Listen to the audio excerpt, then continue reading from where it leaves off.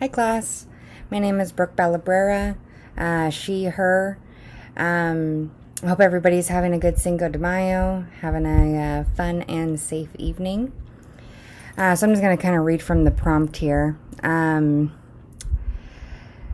So, briefly share with us the assumptions or myths that you have heard about couple therapy. I have heard that there tends to be some arguing with certain couples and things can get kind of heated. That therapeutically that it's okay for some arguing to go on. I actually heard this from a teacher that I had a long time ago when I was just kind of starting my journey with human services and psychology. And she said that sometimes with certain couples she had to keep them for the end of the day, just because, if that's how her day started, it would kind of ruin her day a little bit. So I think that might be kind of a struggle for me because when people are fighting like that, my initial reaction is to kind of like try to make it stop.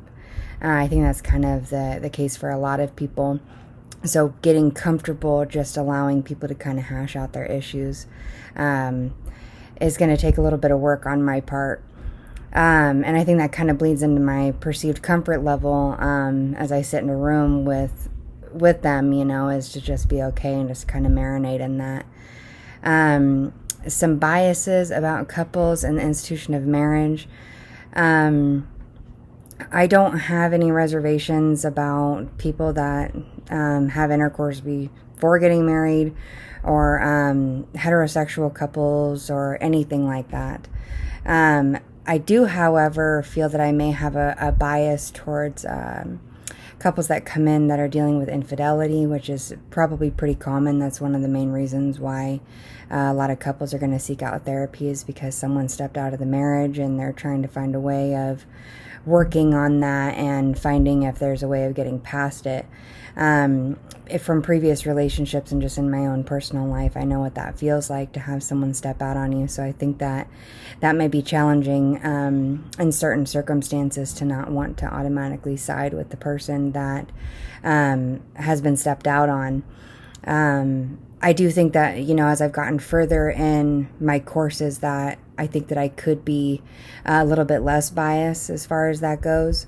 But it would definitely take a lot of recognizing those things within myself as I work with couples that are working on that. Also, domestic violence too. Within a couple, having a partner that's being physical and or abusive to a partner, I think would also be a bit of a challenge as well. Also from personal circumstances that I've been through. I've always been kind of taught that, once a hitter, always a hitter. And so I've actually tried really hard to kind of see, the past of what a person is going through that leads them to that, how they were raised and those kinds of things, which does help, I think, in some respects. But I do think that those may be some biases that I'd have to work on, as far as working with couples go. I think that might be all of the things that we wanted to hit on that prompt. And I think that that's pretty common for a lot of people, with those feelings that they have towards couples therapy. I feel like it's kind of stepping into the fire a little bit when you're working with couples. So I do feel a little intimidated by it. But I think that once you start working with couples and you get a little bit better at it and you start seeing some things, just like with anything else, you start to kind of recognize what you can do, what you can't, and what works and what doesn't. So I have some faith that I think with experience will come a little bit more comfort in those situations. All right, guys, like I said, I hope everybody's having a good night and see you next week.